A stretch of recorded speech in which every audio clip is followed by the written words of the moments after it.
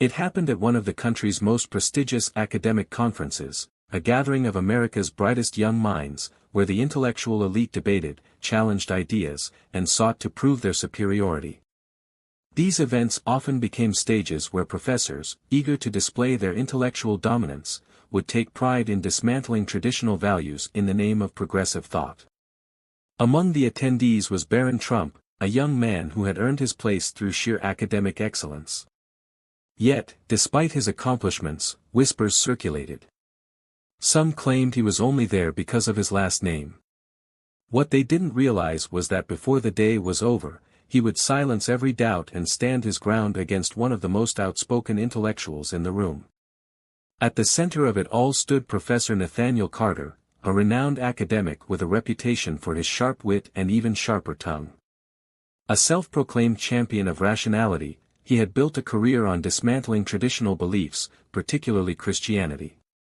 To him, faith was an outdated concept, something to be mocked, ridiculed, and discarded in favor of what he considered true intelligence. Carter's lectures weren't just educational, they were performances, grand spectacles where faith became the punchline and God the joke. As students filled the grand lecture hall that morning, an eager energy crackled in the air. Everyone knew Carter's reputation. His debates weren't just academic discussions, they were intellectual gladiator matches, and today was no different. What they didn't know was that today's match would have an unexpected champion. Carter took his place at the podium, adjusting his glasses and surveying the crowd with the air of a man who had already won before the battle began. "Let's address the elephant in the room," he declared, folding his arms across his chest. A smirk tugged at the corners of his mouth as his gaze swept the room before settling briefly on Barron Trump.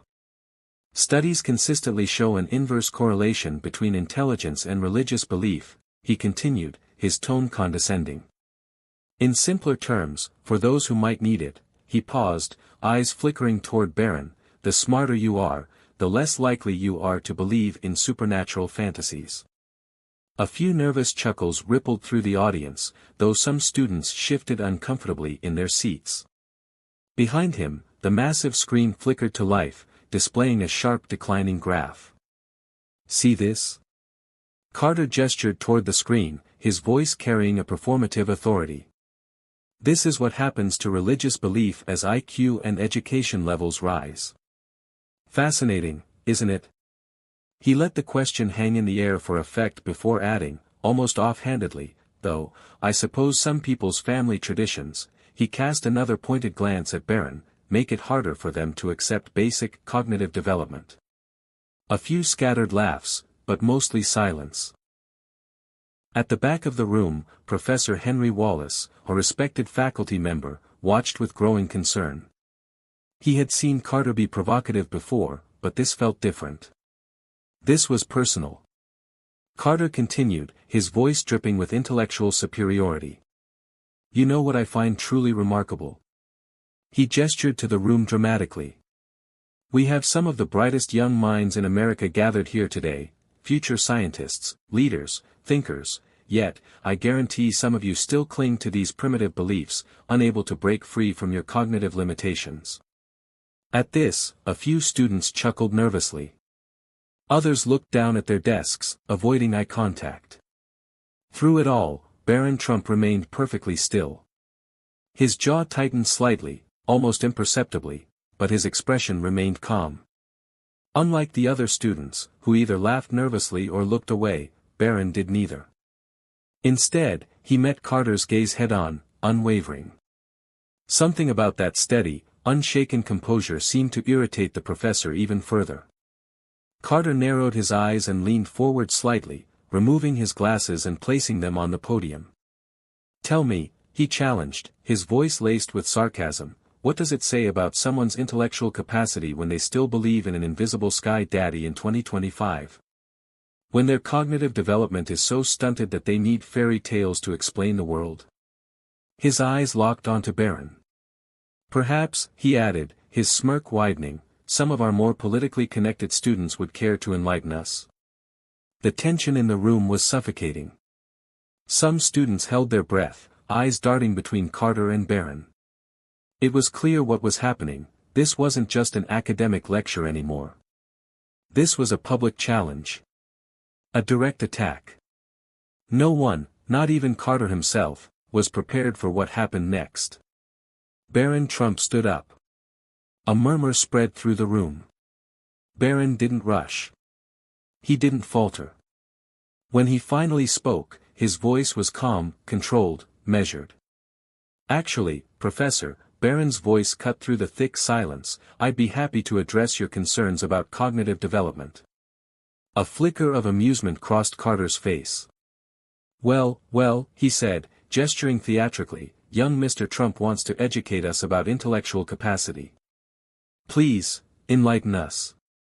Tell us how your God fits into the modern world of quantum physics and artificial intelligence." A few students chuckled, sensing an impending takedown. Barron didn't flinch. Instead, he met Carter's gaze evenly and said, "First, I find it interesting that someone who prides himself on intellectual rigor is making the assumption that belief in God equates to a lack of intelligence. That's not science, Professor, that's bias." The room went completely silent. Carter's smirk faltered, just slightly, but enough for Professor Wallace to notice. Barron took a step forward, his voice steady. "Second, if you truly valued intellectual pursuit, you would know that some of the greatest scientific minds in history, Newton, Max Planck, Francis Collins, acknowledged the role of a higher power in the universe." He paused for a beat. Einstein himself once said, "Science without religion is lame. Religion without science is blind." The shift in the room was palpable. Carter's usual confidence wavered, just slightly. He opened his mouth to respond, but Barron wasn't finished. "Now, let's talk about your graph," Barron continued, turning slightly to face the screen. "You claim that as IQ and education rise, religious belief declines, but correlation does not equal causation, Professor. That's a fundamental statistical error, one that someone of your academic standing should know better than to make." A murmur spread through the room. Students who had been smirking just moments ago were now listening intently. Carter clenched his jaw, but Barron wasn't done. "And finally, let's talk about faith itself," he said, stepping forward. "Faith isn't the opposite of intelligence. It takes faith to believe in human rights, in justice, in love. These aren't scientifically quantifiable, yet they shape the world." He paused, his gaze unwavering. "The real question, Professor, isn't whether faith and intelligence can coexist, it's whether a man so committed to his own intellectual pride can admit that he might not have all the answers." The lecture hall was dead silent. Carter's smirk was gone. Professor Wallace sat back in his chair, a small, knowing smile on his face. Carter cleared his throat, shifting uncomfortably. "Well," he muttered, adjusting his glasses, "let's move on." But everyone in that room knew, Barron Trump had just won a battle no one expected him to fight. A few nervous chuckles echoed through the lecture hall, but the usual smugness on Professor Nathaniel Carter's face wavered. This wasn't the flustered, emotional response he had anticipated. "Oh, please," Carter interrupted, waving a dismissive hand. "Spare us the Sunday school sermon. I've spent 30 years studying cognitive development. Are you suggesting you know better?" "I'm suggesting," Barron replied, his voice was calm but gaining strength. "Professor, you claim to follow evidence, yet you ignore the countless brilliant minds, both historical and contemporary, who have reconciled faith and reason." Carter scoffed. "Newton, Planck, Collins. Are you seriously bringing ancient history into this discussion? What's next? Are you going to tell us God is a magician?" His attempt at humor fell flat. The audience wasn't laughing anymore. Instead, they watched as Barron straightened his posture, his voice steady and deliberate. "You know what's truly fascinating, Professor?" Barron said, his eyes locked onto Carter's. "You mock faith while displaying your own kind of religious devotion, a blind faith in your own intellectual superiority. You've created your own form of dogma where anyone who disagrees with you must automatically be less intelligent. The room fell silent. At the back, Professor Henry Wallace leaned forward slightly, watching his colleague's face turn a deeper shade of red. Carter was used to debating students who stumbled under pressure, not calmly articulated challenges that exposed the flaws in his reasoning. Carter clenched his jaw before forcing a smirk. "Fine, Mr. Trump," he said, his voice carrying an edge of irritation. "You want to debate? Then let's debate. Come down here and explain to us all how your medieval beliefs survive scientific scrutiny. Show us this superior intellect of yours." The room buzzed with anticipation as Barron took his time walking toward the front. Most expected an easy victory for Carter. After all, he had spent decades refining his rhetoric, perfecting his ability to dismantle religious arguments with ease. But something about Barron's steady composure made a few students exchange uneasy glances. Once at the podium, Barron turned to face the audience, his expression calm but resolute. "Since you brought up quantum physics earlier, let's start there," he began, his voice clear and measured. "You claim that faith is incompatible with modern science, yet quantum mechanics itself has demonstrated that reality is far stranger than our limited human minds can comprehend." "Oh, please," Carter interrupted, rolling his eyes. "Don't try to use quantum mechanics to justify religious belief." "I'm not finished, Professor," Barron interjected, polite but firm. "You spoke about cognitive development. Let's discuss that. You argue that belief in God is a sign of lower intelligence, yet you ignore the extensive research showing that faith often correlates with higher resilience, stronger community bonds, and better mental health outcomes." Carter's expression twitched. This wasn't going according to plan. "Correlation doesn't equal causation," Carter snapped. Barron nodded. "Exactly my point, Professor. And yet, earlier, you had no problem implying causation when it suited your argument about IQ and religious belief." A murmur of appreciation rippled through the audience. Some students smirked while others exchanged glances, impressed by Barron's quick rebuttal. Professor Wallace observed with growing interest. He had never seen Carter on the defensive like this. "But let's get to the real issue," Barron continued. "You're not really angry at God or even at religion. You're angry at what you perceive as intellectual weakness. So let me ask you this, what's more intellectually honest? Admitting that there are things science has yet to explain, or pretending that anything beyond our understanding is automatically false?" The room was utterly still. Carter's face reddened. "That's not. When you mock faith, Professor," Barron pressed on, stepping forward slightly, "you're not just mocking me or my beliefs. You're mocking the billions of people throughout history who have found meaning, purpose, and profound truth in their relationship with God. Including, I might add, many of the scientists whose shoulders you stand on." The professor's composure was cracking. Students who had been smirking earlier were now watching Barron with growing respect. Barron let the silence stretch before delivering his next challenge.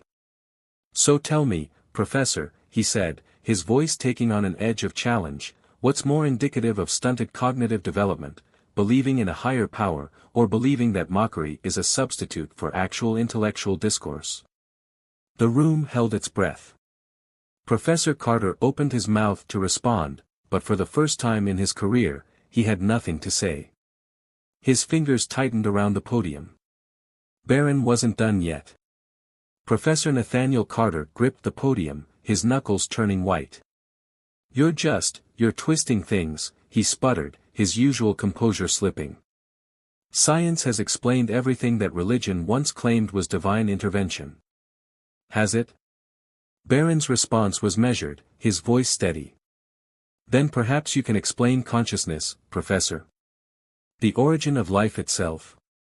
Why the universe's physical constants are so precisely tuned for life to exist."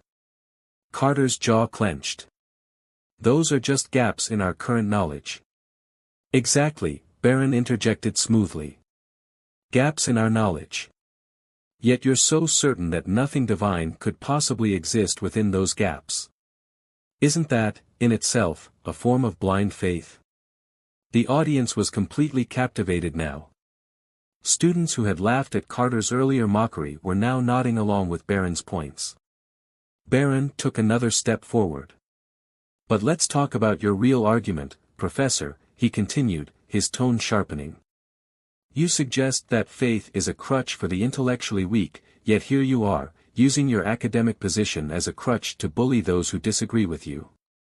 So tell me, which one shows more intellectual insecurity? Carter's face had turned a deep shade of red. Now listen here, you. No, Professor. You listen. Barron's voice was firm but never disrespectful. You claim to champion free thinking, yet you ridicule anyone who thinks freely enough to disagree with you. You preach intellectual superiority while displaying intellectual intolerance. The tension in the room was electric. At the back, Professor Henry Wallace shifted uncomfortably in his seat, watching as Carter's carefully cultivated authority began to crumble. Then Barron asked the question that no one in that room expected. So here's my question for you, Professor, he said, pausing just long enough to let the moment sink in. If belief in God is such a sign of intellectual weakness, why are you so threatened by it? Carter's mouth opened slightly, then closed. No words came out. The silence in the room was deafening. Barron let the weight of the moment settle before delivering his final argument, the one that would leave Professor Carter wishing he had never started this confrontation. I'll tell you why you're threatened, Professor. His voice was steady, measured, unshaken. Because deep down, you know that your entire worldview rests on a fundamental contradiction. Carter's grip on the podium tightened. What contradiction? You claim to follow evidence and reason, Barron said, yet you've made an absolute negative claim that God cannot exist. Any true scientist knows that proving a negative is impossible. So your certainty isn't scientific at all, it's dogmatic. A murmur rippled through the audience. Carter's face paled slightly. Barron wasn't finished. Furthermore, he continued, you mock people for finding meaning in faith, while you've turned your own atheism into a kind of religion. You preach it with the same fervor that you criticize in believers. The only difference is that you've replaced God with your own intellect. A few students nodded vigorously. Even some who had initially sided with Carter now sat completely engrossed in Barron's dismantling of their professor's arguments. Then Barron delivered the final blow. But here's the most telling contradiction. He paused, holding Carter's gaze without flinching. You claim that believing in God is a sign of lower intelligence, yet standing here today, you are unable to counter even basic theological arguments from a student. Barron tilted his head slightly. So which is it, Professor? Are believers intellectually inferior, or are you just intellectually unprepared?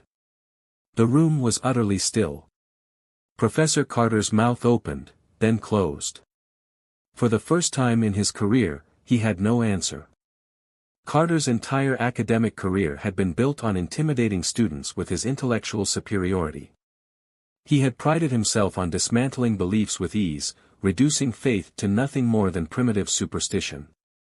But now, he stood exposed. Barron Trump remained poised, his voice calm yet undeniably powerful as he prepared to deliver one final, irrefutable challenge.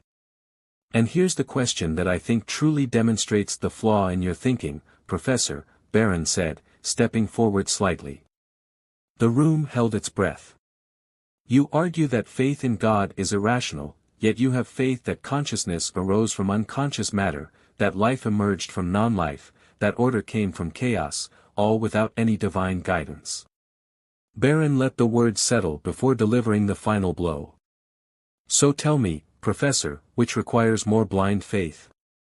Believing in a divine creator, or believing that nothing created everything? A visible shift occurred in the room. All eyes turned to Professor Carter, and for the first time, he had no answer. His mouth opened slightly, then closed. His jaw tensed. His hands gripped the podium. And yet, no rebuttal came. That's when he knew, he had made a terrible mistake in challenging Barron Trump. The silence in the lecture hall was deafening. Professor Carter stood frozen, his gaze darting around the room, clearly searching for a response that would not come. Students leaned forward in their seats, their eyes filled with anticipation, waiting for his counterargument. None came.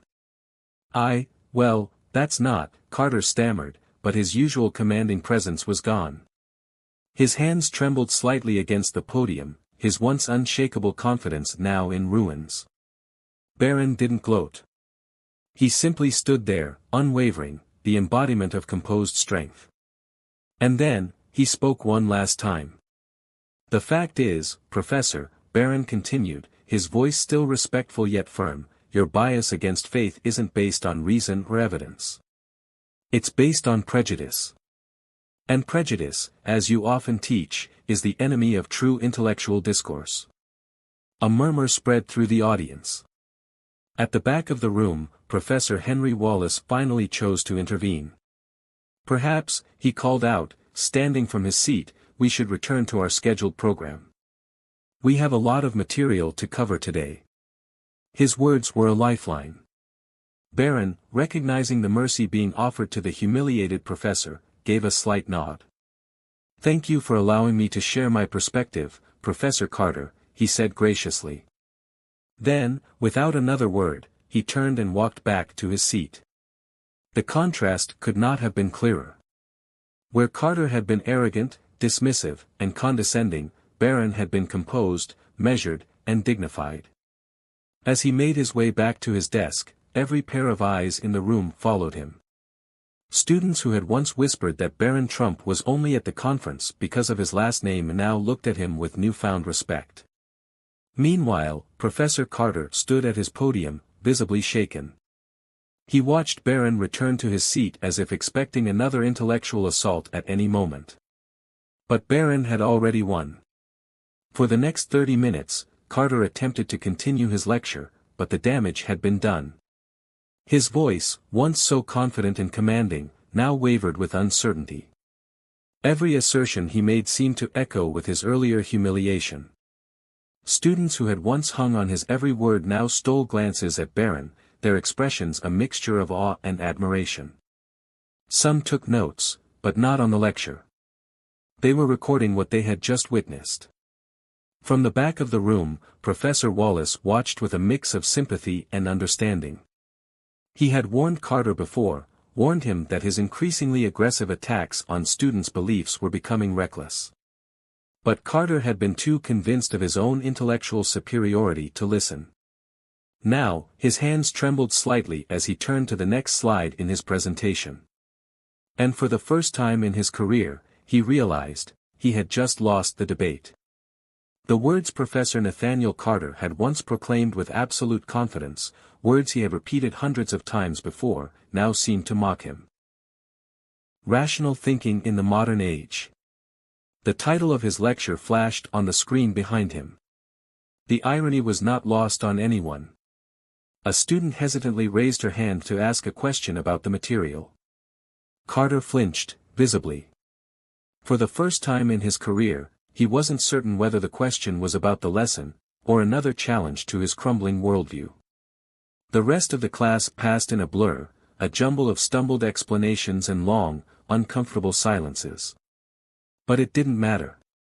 No one was thinking about the scheduled material anymore. Every single person in that room was still replaying what they had just witnessed, the moment when a young man, armed only with his unwavering faith and sharp intellect, had systematically dismantled their professor's life's work.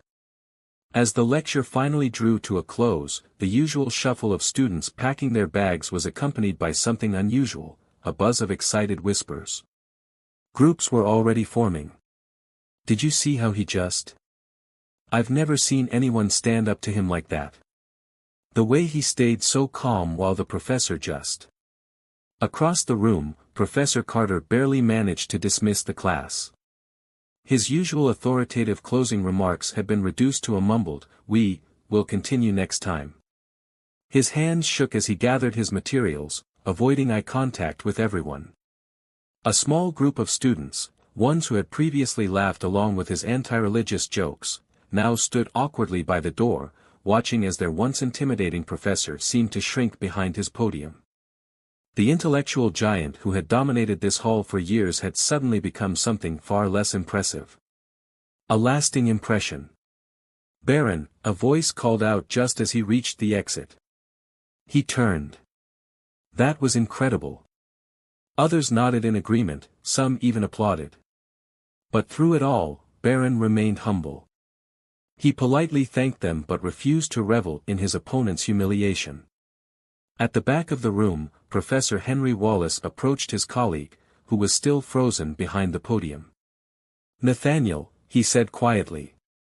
Carter didn't respond. Wallace sighed. "Perhaps this is an opportunity for some reflection." Carter just nodded slowly, his eyes still fixed on the empty seat where Barron had been sitting. That seat seemed to mock him, mock his arrogance, mock everything he had once believed about faith, intelligence, and his own superiority.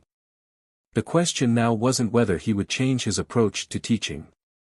It was how much of his worldview would survive this devastating encounter. The turning point. Later that afternoon, after the conference had officially concluded, Professor Carter was seen sitting alone in the now empty lecture hall, staring at his notes. 30 years of mocking faith, reduced to meaningless scribbles by the unwavering conviction of a single student. Then, a voice. "Excuse me." Professor Carter looked up. It was Barron Trump, stopping by before leaving.